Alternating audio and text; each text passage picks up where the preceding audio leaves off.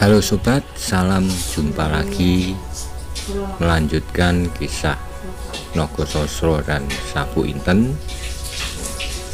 Untuk sobat semua, kali ini dalam episode Dendam Lowo Ijo. Selamat menikmati. Salam budaya.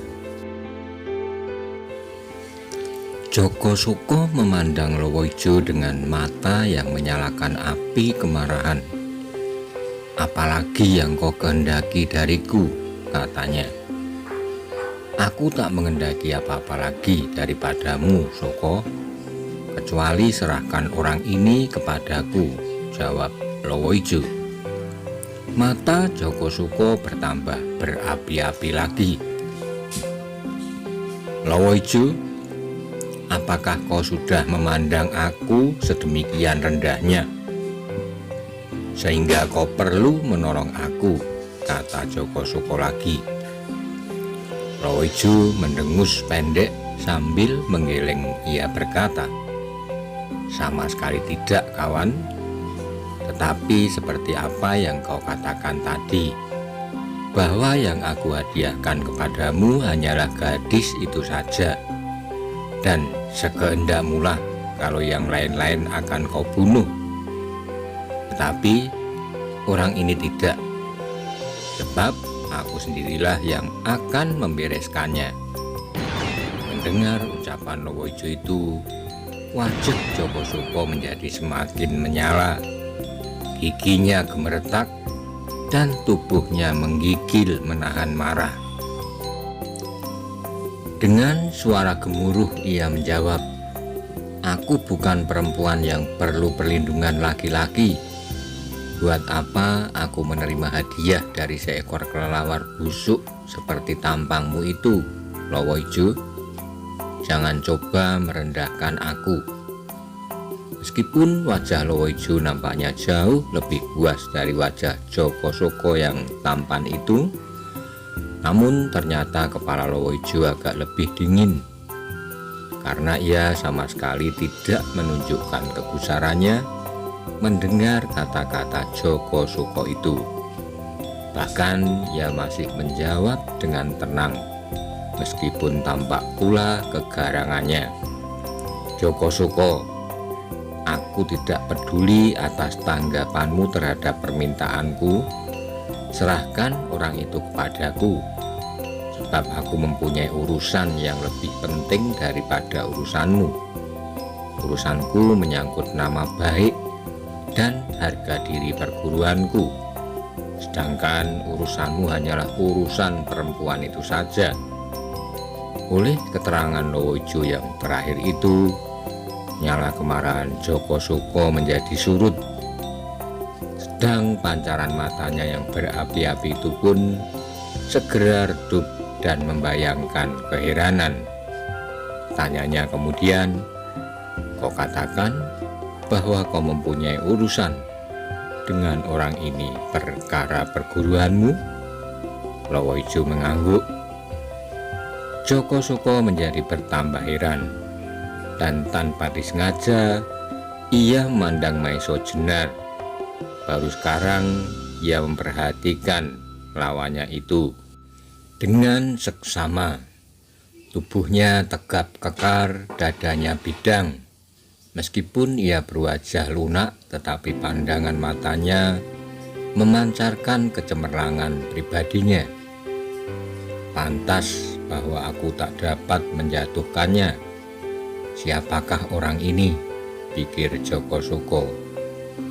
Pertanyaan itu demikian saja meluncur dari mulut Joko Suko, dan sekaligus semua telinga yang berada di sekitar arena itu segera memperhatikan, sebab pertanyaan yang demikian itu timbul pula di setiap orang yang menyaksikan pertempuran itu.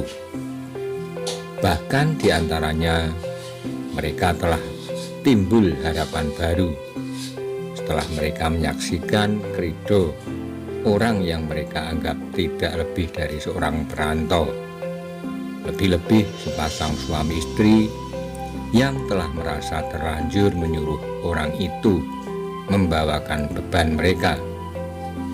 Maka semua perhatian pada saat itu tertambat pada mulut Lowoijo yang akan menjawab pertanyaan Joko Suko. Sementara itu terdengarlah Lowoijo tertawa pendek. Kemudian barulah ia menjawab, "Joko Suko, jangan kau terkejut kalau aku mengucapkan nama orang ini. Ia adalah orang yang telah membunuh adik seperguruanku kemarin lusa waktu gunung.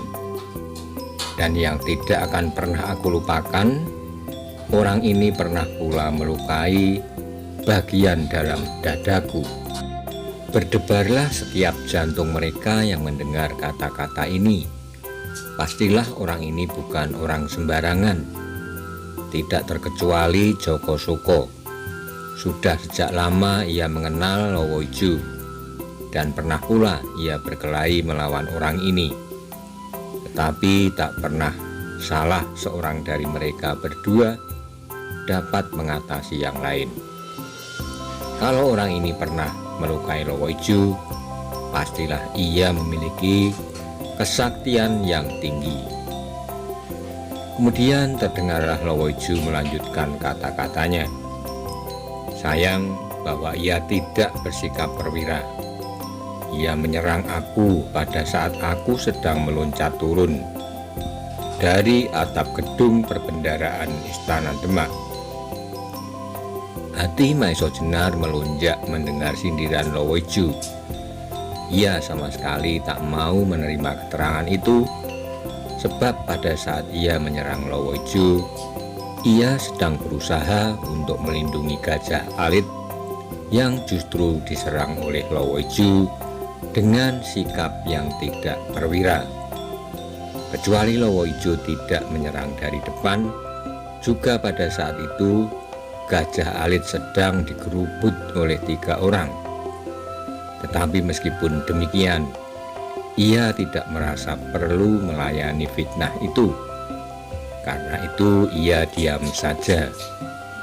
Dalam pada itu Joko Suko pun segera teringat bahwa memang Lowoijo pernah bercerita kepadanya tentang luka yang dideritanya pada saat ia berusaha memasuki gedung perbendaharaan di Demak. Karena itu sebelum Lowoijo menyebut nama Maeso Jenar, ia mendahului berteriak, "Lowoijo, kalau demikian inikah orangnya yang bernama Maeso Jenar dan bergelar Ronggo Tohjoyo yang terkenal itu?" Mendengar nama itu tergetarlah perasaan mereka yang pernah mengenal kebesarannya. Lebih-lebih para pengawal dan para pedagang yang datang dari pesisir utara. Tetapi dalam pada itu, dalam dada masing-masing terbesitlah semacam harapan baru yang menjadi semakin teguh bahwa jiwa mereka akan tertolong. Karena itu menjadi semakin besarlah hati mereka. Selain itu para pengawal kemudian telah bersiap pula terjun ke dalam pertempuran seandainya Lowoijo dan Joko Suko akan bersama-sama menyerang Ronggo Tohjoyo. Tapi rupanya Lowoijo tidak akan berbuat demikian. Joko Suko, karena itulah aku minta kerelaanmu untuk membuat perhitungan dengan Ronggo Tohjoyo ini. Sebab aku mempunyai dugaan bahwa ia pun sedang mencari aku. Maka sebaiknya kami tidak menyia-nyiakan pertemuan ini, kata Lowoijo. Sekarang setelah mengerti persoalannya, Joko Suko tidak lagi merasa direndahkan oleh Lowoijo. Ia pun menganggap bahwa sikap Lowoijo yang demikian itu adalah wajar. Karena itu ia menjawab, "Sekehendakmulah Lowoijo, sebab daerah ini adalah daerahmu. Tetapi urusan gadis itu akan tetap menjadi urusanku. Meskipun aku akan menunggu sampai kau selesai. Kalau engkau tidak berhasil dalam usahamu untuk membalaskan dendam adikmu, aku akan juga membuat perhitungan dengan orang ini, sebab ia dengan sengaja telah mempermainkan aku ketika ia bersama-sama dengan para pengawal yang mengerubut aku. Bagus, sekarang minggirlah, desis Lowoiju. Sudah itu maka Lowoiju menghadap ke arah Maiso Jenar. Matanya yang sudah memancarkan kekejaman serta kebengisan itu menjadi bertambah mengerikan. Tohjoyo, bersiaplah, aku akan membuat perhitungan, ujar Lowoiju geram. Maiso Jenar tak menjawab sepatah kata pun, mulutnya terkatup rapat. Tetapi ia maju beberapa langkah mendekati Lowoiju dengan sikap yang meyakinkan dan penuh kepercayaan pada diri sendiri. Sementara itu langit telah menjadi semakin cerah. Angin pagi yang bertiup lambat-lambat menggoyangkan daun-daun pepohonan dan membuat suara berdesir di antara cabang-cabangnya. Suaranya merintih seolah-olah suara lagu yang mengiringi ratapan hati setiap orang yang menyaksikan permainan maut antara Maiso Jenar yang bergelar Ronggo Tohjoyo dengan Lowoiju, dua orang yang sama-sama terkenal dari aliran yang berlawanan, yang pada saat itu sedang mengadakan perhitungan hutang piutang nyawa. Namun betapa moleknya wajah pagi, tak seorang pun yang berada di sekitar arena pertempuran itu sempat memperhatikan bahwa tak seekor burung pun di tempat itu yang sempat berkicau menyambut datangnya matahari. Seperti Joko Suko, Lowoiju pun tak akan merendahkan dirinya melawan Maiso Jenar dengan menggunakan senjata. Tapi setelah ia mengembalikan tongkat hitam Joko Suko, ia tidak menitipkan belati panjangnya, melainkan dengan kekuatan jari-jarinya, belatinya itu dipatahkan dan kemudian dilemparkan jauh-jauh. Mau tak mau mereka yang menyaksikan pertunjukan itu hatinya terguncang. Segera setelah itu maka dengan suatu suitan nyaring, Lowoiju mulai menyerang lawannya. Kedua tangannya direntangkan dan jari-jarinya siap merobek tubuh lawannya. Dengan suatu loncatan yang dahsyat, ia menyambar kepala Maiso Jenar. Maiso Jenar sadar bahwa apabila serangan itu mengenai sasarannya, maka ia yakin bahwa kepalanya akan dapat berlubang sedalam jari. Sebelum ini, Maiso Jenar pernah bertempur dengan Lowoiju, karena itu ia tidak dapat mengira-ngirakan kekuatannya. Meskipun ia yakin bahwa selama ini pastilah Lowoiju telah mendapat tambahan yang tidak sedikit.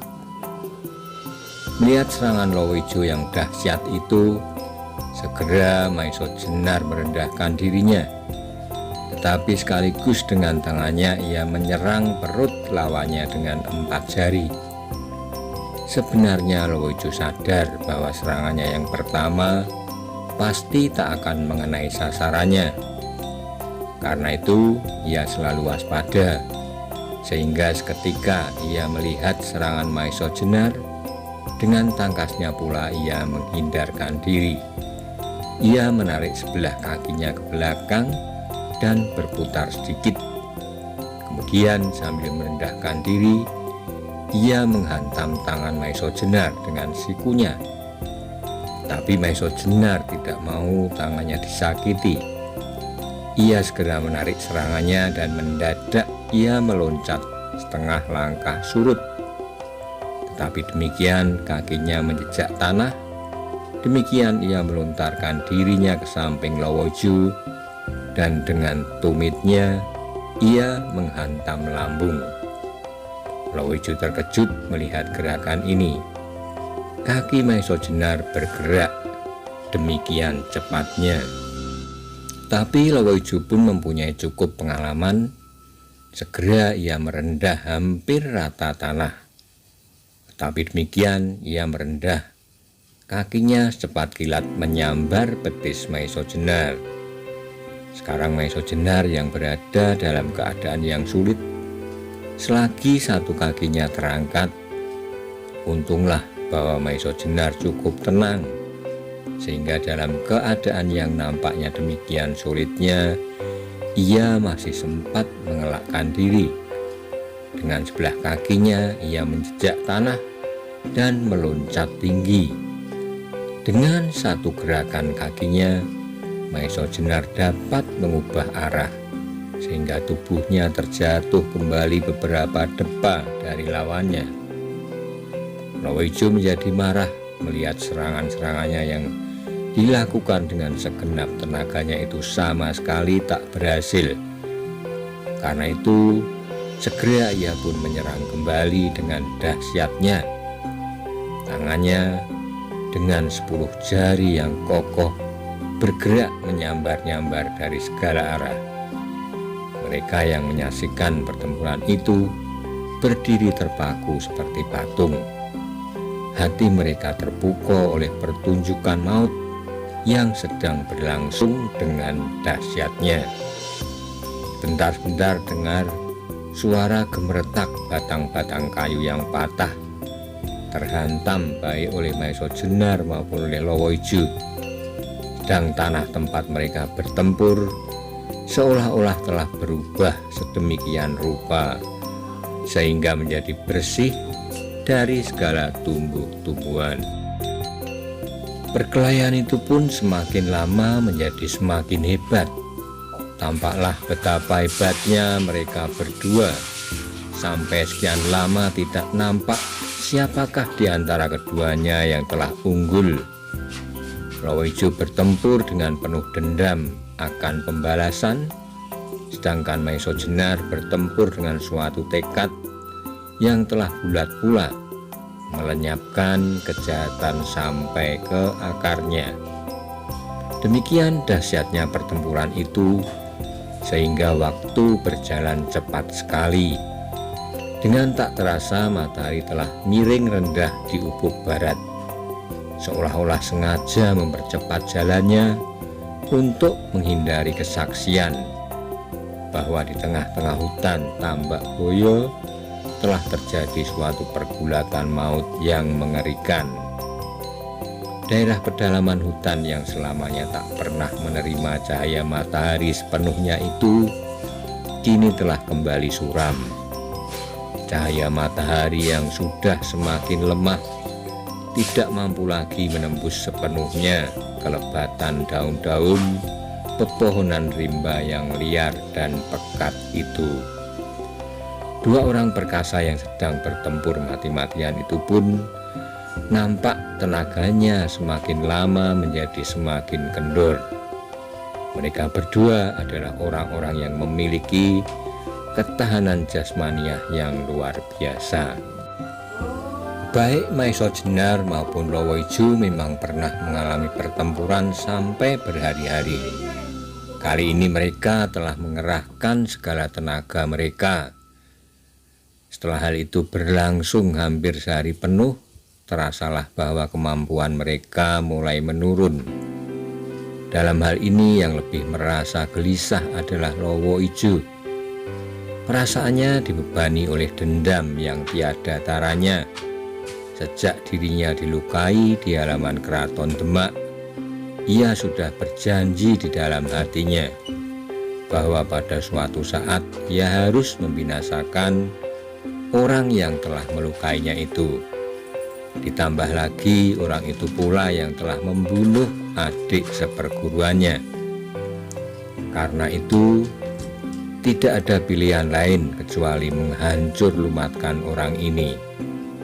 Tetapi ternyata setelah sekian lama ia memendam diri serta mencecap ilmu gurunya yang sakti.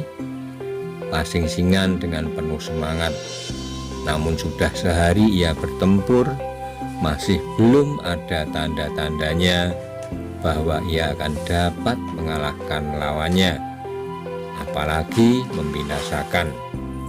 Karena itu ia menjadi tidak sabar lagi. Tujuannya hanyalah secepat mungkin membinasakan Ronggo Tohjoyo. Dengan demikian barulah ia merasa puas.